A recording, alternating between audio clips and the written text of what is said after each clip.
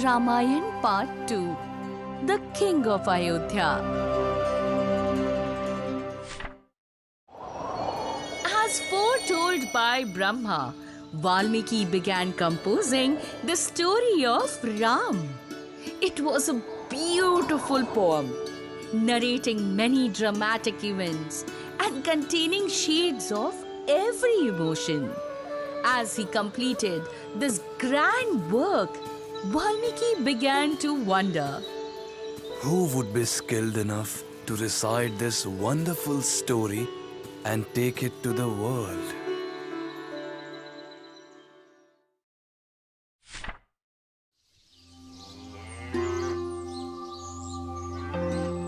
As he mulled over the thought, his eyes fell upon Love and Kush, two young boys who lived in his hermitage. They were knowledgeable and could do justice to narrating the story. They were the sons of Sita, a woman Valmiki had found when she was pregnant with them.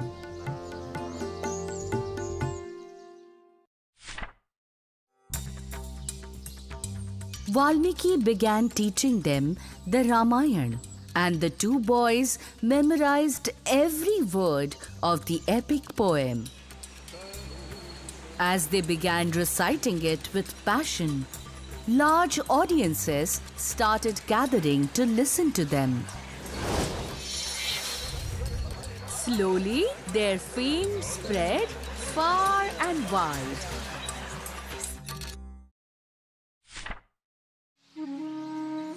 One day, as they recited the tale while they were traveling, Ram himself happened to see them.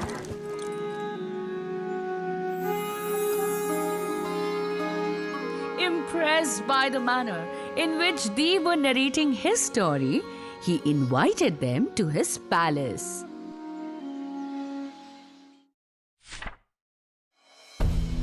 Look at these boys, as radiant as the gods. They are sages, but look like kings. Sing for us. And so, in the Sabha of Ram, Love and Kush began narrating the Ramayan.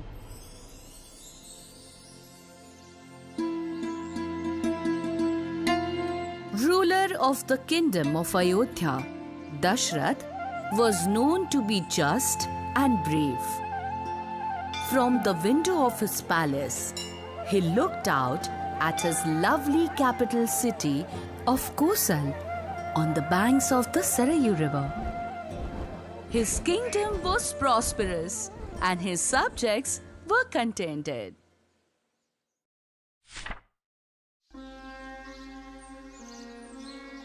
Yet, he was an unhappy man. Will the famed Ikshwaku dynasty of my noble ancestors end with me? He lamented. Perhaps, if I perform a sacrifice to appease the gods, they might grant me what I want. He thought. He called for Sumantra, his trusted advisor and charioteer. Summon the priests and my seniors, for I intend to perform an Ashwamedh Yagna to please the gods. Why not ask Rishi Rishyashring to perform the sacrifice?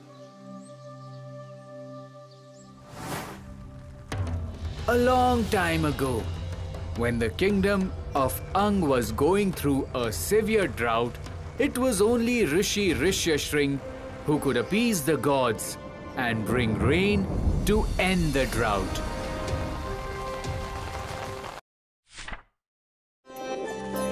The kingdom of Ang was ruled by his friend King Rompad. And Rishi Rishyashring was married to Rompad's daughter Shanta. Remembering this, King Dashrath's eyes lit up.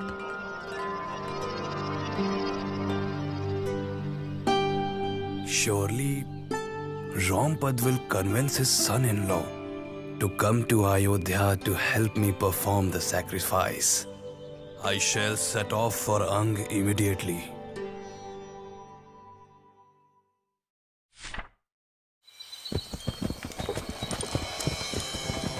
Over the next few days, traveling across forests and rivers, King Dashrath and his entourage reached Ang.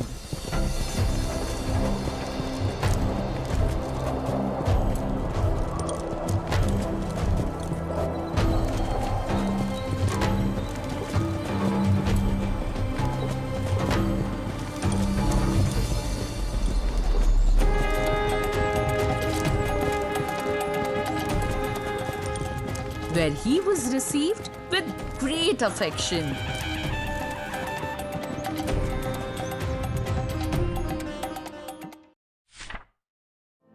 King Dashrath shared his unrest with his friend. My mind is not at peace. I don't have a son to rule the kingdom after me. I wish to perform a sacrifice according to the scriptures.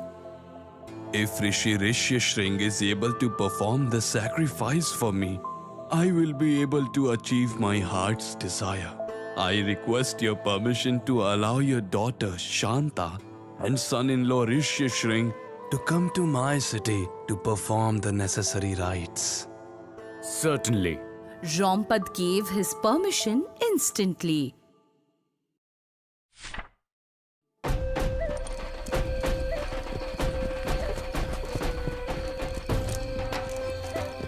Dashrath was delighted and his heart filled with hope.